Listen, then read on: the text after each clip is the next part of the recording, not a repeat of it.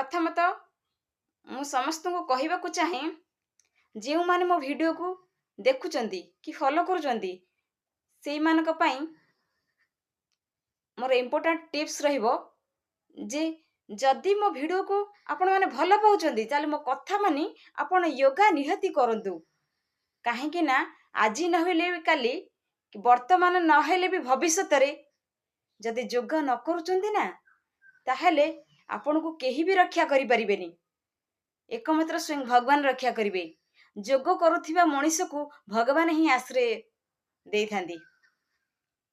आपण एबे कहउचंती कि मु सुस्थ अछि ठीक अछि मोर जोग करिबा किछि भी आवश्यक नाही मो देह रे रोग नाही आपण करे ए घटिया सोच पई आपण दिने ना दिने पछतैबे काहे कि ना एबे किछि महिला प्रायतः 100 रु 50% महिला छिड़ा होई टॉयलेट करबा आरंभ कर देलानी काहे कि ना से मानकर आंठू गंठी रोग से मानको सारी देलानी आ आंठू गंठी रोग सेतिकी बेले बाहरे जेते बेले गोटे महिला डेली खाई पी सुए किछि कर्म करेनी निजको फंक्शन करेनी फालतू टाइम गुड़ाक नष्ट करे टीवी रे घर भंगा सीरियल देखे का प्रेम रे पड़ी जाए मोबाइल रे मन दिए आड़ू साड़ू वीडियो देखे सेई माने ही ए सबु रोग रे पीड़ित होइतांती केवल ए घटिया सोच पाई निजर निजर भल विचार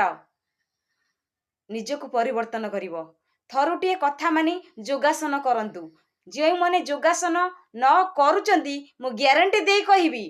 सेई माने ही आंठू गंठी रोग रे पीड़ित हेबे 100% पीड़ित हेबे आंठू गंठी कोन बहुत बड़ बड़ रोग रे पीड़ित हेबे आउ जे माने योगासन को खामखियाली भाबे भाबुचंती ना सेई माने ही राती पाहिले विपदर सम्मुखीन हेबे सेतिकी बेले ए रीना रानी टॉक चैनल कथा मन पड़िबो आ सबु बेले निजकू इगो भितरे न रखी गोटे साधारण मनुष्यटीए भावे निजको परिचालना कर काहे ना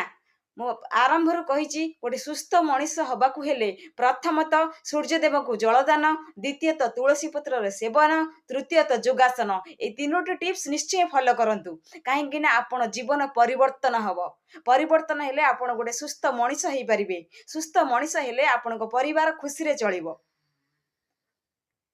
आ जेउ दिन थरे रोग रे आक्रांत हेले माने सेही दिन आपणकर सब किछि शेष होई गेला।